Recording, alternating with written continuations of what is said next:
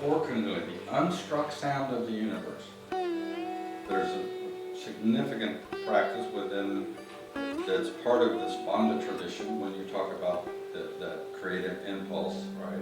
It's called nada. It means the unstruck sound. My friend Ananda, who comes here once or twice a year, we do programs with her about that. She is truly extraordinary master of that practice, right? Of listening for the unstruck sound, and that unstruck sound is heard in the heart and in the center of the head.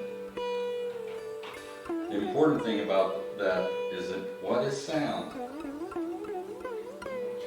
Energy, but the vibration of consciousness.